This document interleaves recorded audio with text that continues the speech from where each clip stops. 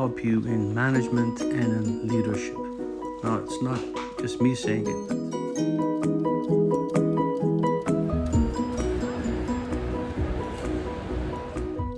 This particular area used to be a contract between God and His creation.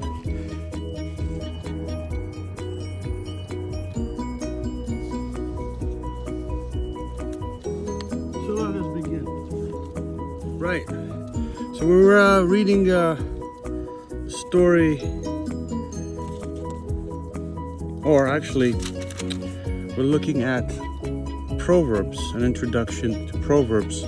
So let me just read you this introduction so I give you kind of a brief understanding of what it's all about. So the book of Proverbs is one of the most practical, positive, guiding sources ever written. Now, written largely by King Solomon about 1000 BC. That's 1000 years before Christ emerged on the scene. These proverbs are treasures of wisdom, commenting on life. Right? So that's why it's relevant to if you're an employee, if you're a manager, if you're a leader, it's about life, right? You cannot separate all of creation from living your best life, because the two go hand in hand. So Solomon was known to be one of the wisest men of all time. This book records that he was renowned for over 3,000 proverbs. 560 of those are recorded here, and we will cover those together. While Solomon is known to have written the first 29 chapters, chapters 30 and 31 are attributed to Agur, the son of Jakeh. That's Proverbs 30, verse 1. And King Lemuel, Proverbs 31, verse 1. Neither are mentioned elsewhere in Scripture. So each proverb is like a beautiful diamond, shining gloriously on its own, but put together with the other verses, the effect is dazzling, like a glorious shimmering necklace. I'll give you an example. Trust in the Lord with all your heart, and lean not in your own understanding. In all your ways acknowledge Him, and He shall direct your paths. Do not withhold good from those to whom it is due, when it is in the power of your hand to do so. Wisdom is the principal thing. Therefore, get wisdom. Sorry about that. It's a bit windy here today. So let's go back to where we were. Wisdom is a principal thing. Therefore, get wisdom. And in all you're getting, get understanding. Commit your works to the Lord, and your thoughts will be established. Train up a child in the way he should go, and when he is old, he will not depart from it. Now, this is one of the famous Proverbs. Proverbs 3, verses 5, 6, 27, and 4, 7, verse 7, 16, and verse 3, 22, and verse 6. Now, the Proverbs are sensitively presented as if from a grandfather giving advice to his grandchildren. Rich in God's wisdom, they act as signs on a road, giving us a glimpse of what is around the next bend. You can call it your personal or spiritual sat-nav, or Waze, or Google Maps, or whatever. They aim to keep us from detouring from our faith in God, right? If you live by these words of faith, you will come to the end of your life with love around you, peace within you, and hope before you. Now, this Bible, a collection of different books written over a long stretch of time, are amazing in the sense that it's almost as if it's written by one person, and it is written by one person. We say that it's inspired of God, and it's written by the Holy Spirit, guiding men throughout history to put these words into written form. So let's begin. Proverbs 1, the book of Proverbs, is the beginning of knowledge. Now, what possible value could this have for me as a manager, as a leader? Well, let's look back. Let's think carefully. This is the most read book in the history of all time, right? So many religions have actually copied and borrowed from this book, right? And even if you do a Google search and see which is the best-selling book of all time in history, it will come up as the Bible without a second close, next, biggest. It's just like far ahead. Every year there's more copies of this being sold and being read and used. So that in itself should tell you something. Where do you get your inspiration from when you try to make sense of the world? You have set knowledge, about certain things, but everything is limited, right? And because of that limitation, you're not able to dig into the vast treasure trove that exists in this book, right? And a lot of managers that have written books or written textbooks and all that, they have at some point interacted with this book, right? So this book has in some way, shape, or form informed their writing, okay? Their value systems. Even the laws, common law was based solely on this book, right? Because God's wisdom far exceeds man's wisdom. Okay, we're only given a finite time on this earth. So even if you're Albert Einstein, you only live a set period of time. So you cannot amass that much wealth, right? But this book is at its core all you need to build a foundation of wisdom. Okay, so let's read this together. The Proverbs of Solomon, the son of David, king of Israel.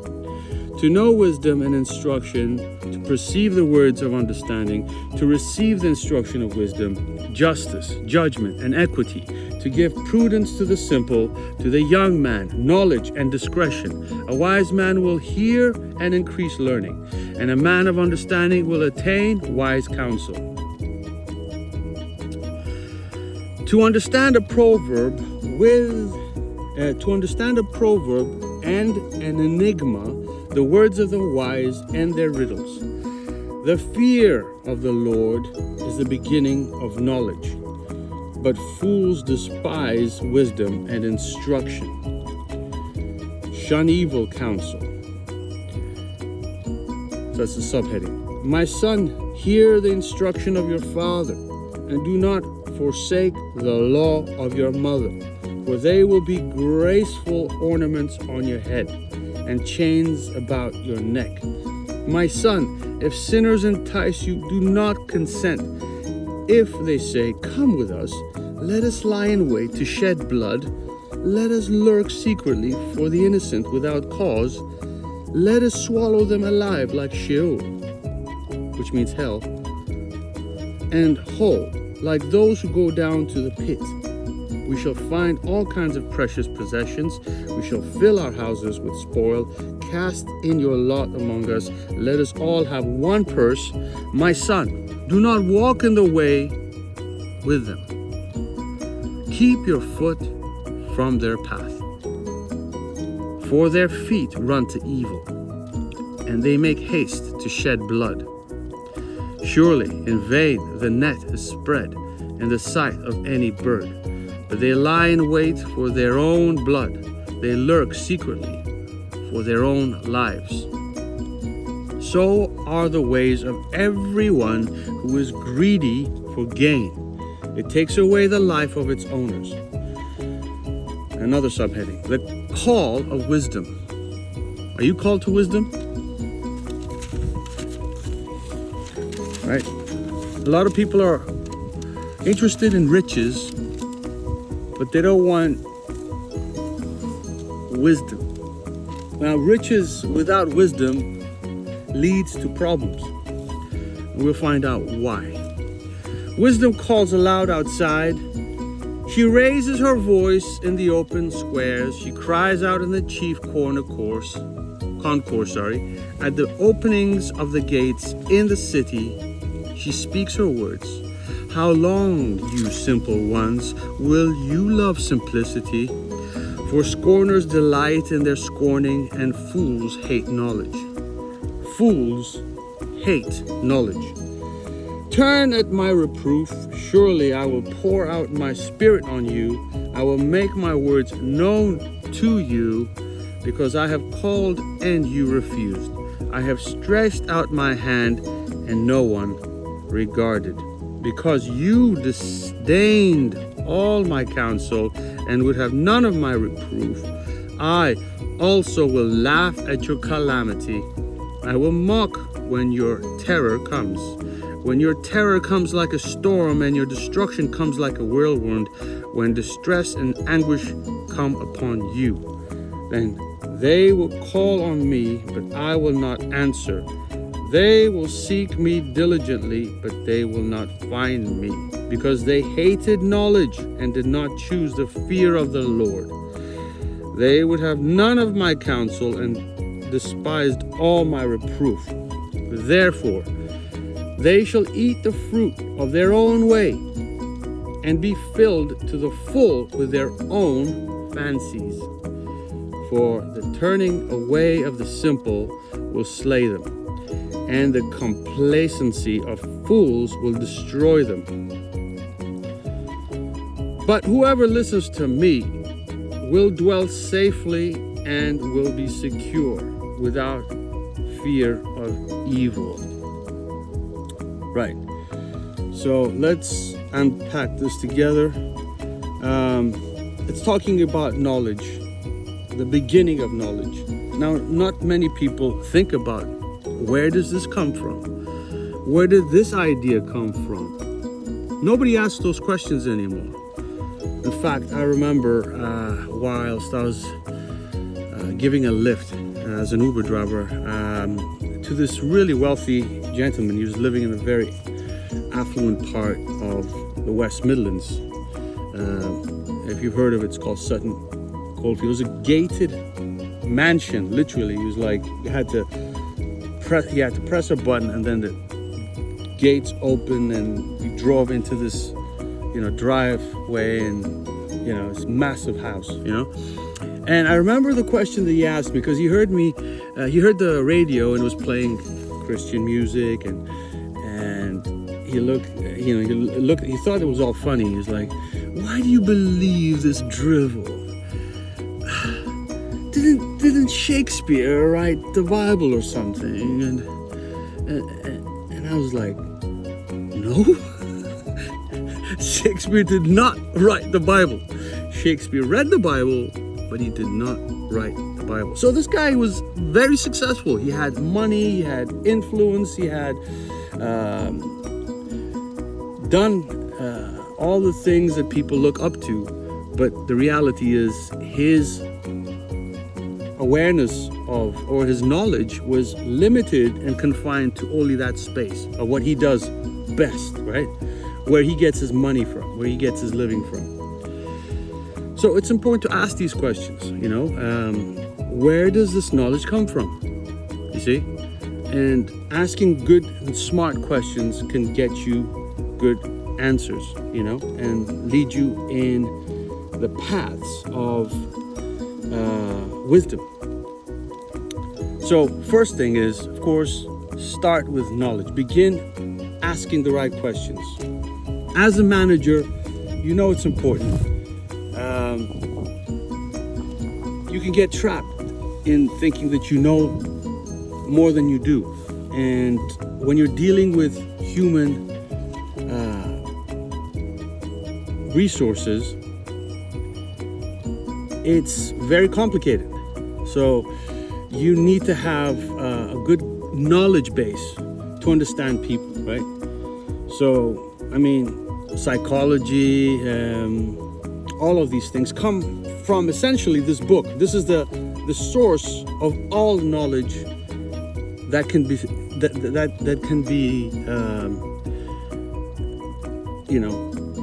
built upon, right? So this is your foundation.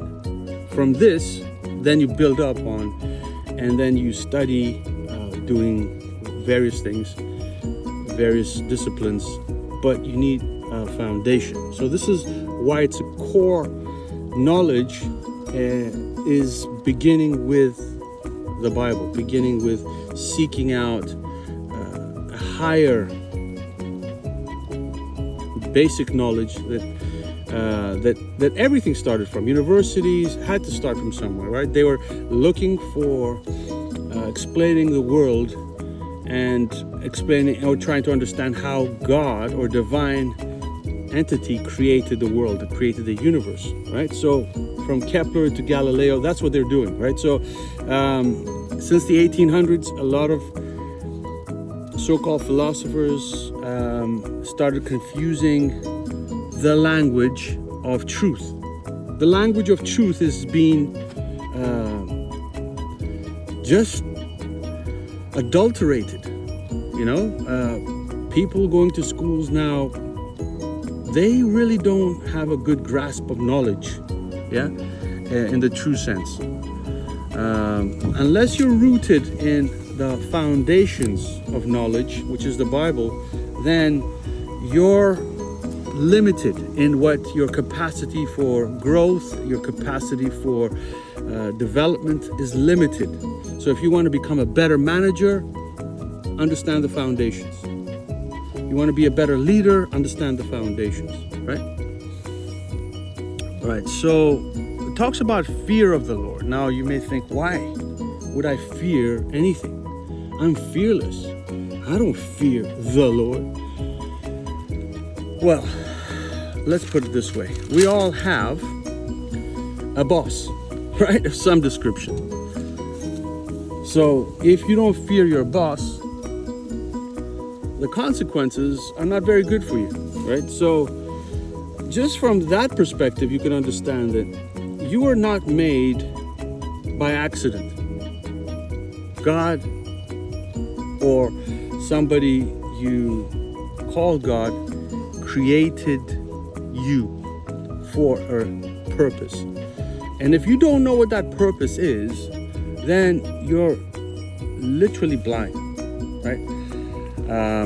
There's this pastor who's telling us about his experience in India. He went to this place where they do a very unique kind of meditation.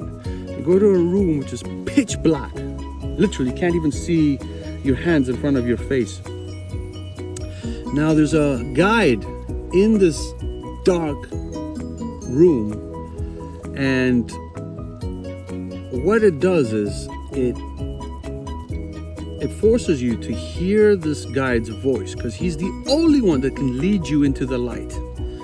Now, as he was in that room, he had one walking stick, and he could hear the voice of the guide, and the guide guided him out of this dark room. Now, he later found out when he got out that this guide was actually blind, right? So, you see, that's how the world is. The world is sometimes guided by blind people, and we are living as if we think that we're in the light, that we in the light representing knowledge, but we're actually in darkness.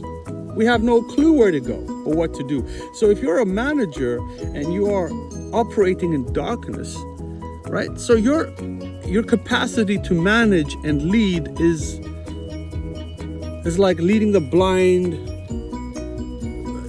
leading the blind. You're not going to be able to lead anyone. Okay? You're going to head boom, into brick walls all the time. You're going to make mistake after mistake after mistake. And that's why you need a source of knowledge. You need a source of knowledge that's foundational. That's the whole point of the Bible. They give that source of unlocking life's mysteries. So the other thing is it's a counsel. It counsels you. It tells you how to live your life. You need somebody to your own, if you like, your personal counselor, right?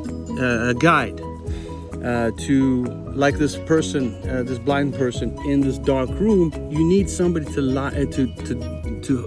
direct you out of the darkness. So you have to know the difference between good and evil, right and wrong. Okay. As I said, since the Enlightenment and these philosophers in the 1800s and so forth, there's a big change in people's approach to knowledge. It changed. They decided that, wait, we are God. We are the source of knowledge, right? We figured it out. We know everything. And I don't know if you've ever sat and listened to some of these so-called philosophers and interpreters of knowledge, but it's so convoluted nonsense, absolute garbage. They have no clue. They're just blind people leading people into darkness. That's what they're doing. Literally, that's exactly what they're doing. To give you an example, there's been quite,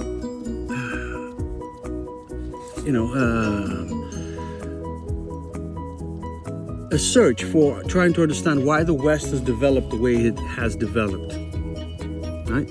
And this is a consensus. The consensus is, you can listen to Jordan Peterson, you can listen to a lot of people out there talking right now, and they're studying this book because this book has been there from the very beginning, right? Whether it's the English common law, right?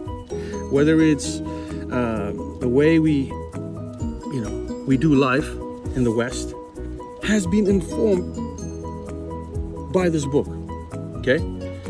And people's interpretation and misinterpretation of this book, okay? So it's when you see a lot of evil happening and things going wrong, that's because people have misinterpreted this book. So you have to approach this book very carefully, right? So you have to understand what is good and what is evil, okay? You can't make up your own conventions and make your own principles based on your own selfish, idiosyncrasies or ideologies. You can't just invent stuff. It'll just be what I said earlier. You're leading people into darkness, okay? So this is a book I would emphasize, this is a book that will shed light into your existence, into your present, past, and future. This is the book that you go to, your go-to book. If you want to be successful in life, you want to live the best life, this is the book to go to. Not some self-help book of some guy who lives for, I don't know, maybe he did their PhD and they did it twice or 3 times and that lasted for 50 years. So what? This is thousands of years of knowledge. Thousands. And it reads like it's one book, which is amazing, right? So it advises you and it talks to you in a way that a father will talk to his grandson, right? Like it said here in the introduction. It's very intimate, it's very personal, right? So it's a personal book, right? It talks to you. Amazing, right? So it's not like a textbook where you're like, oh gosh, I have to do this so I can pass my test, so I can get my degree, no. This book talks to you.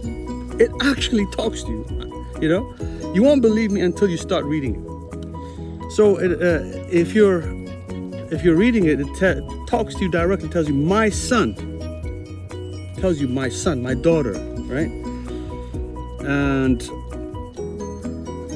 it's asking you to consider following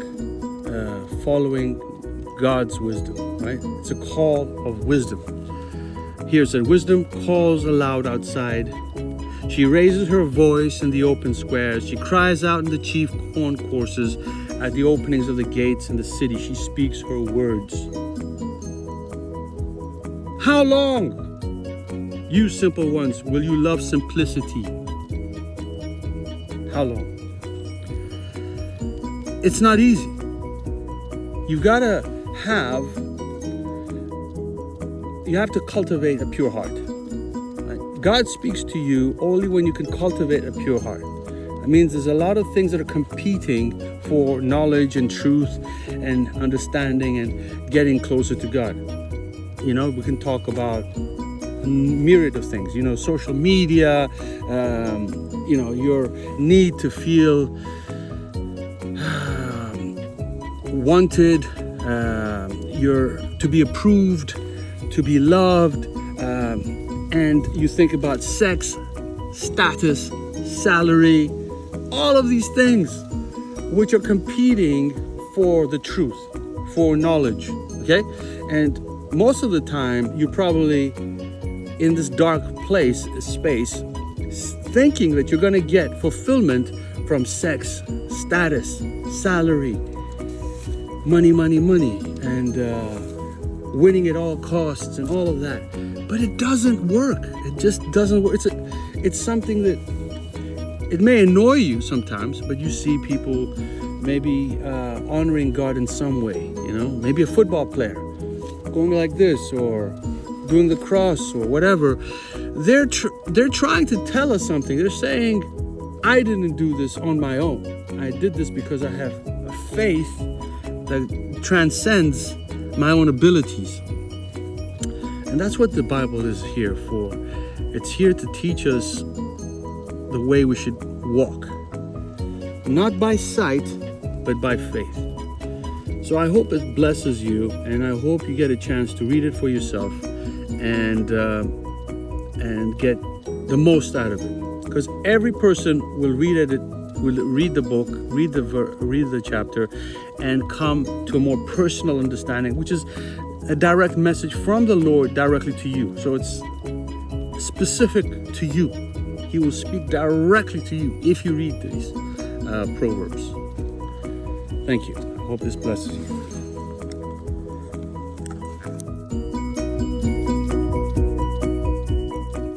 Of management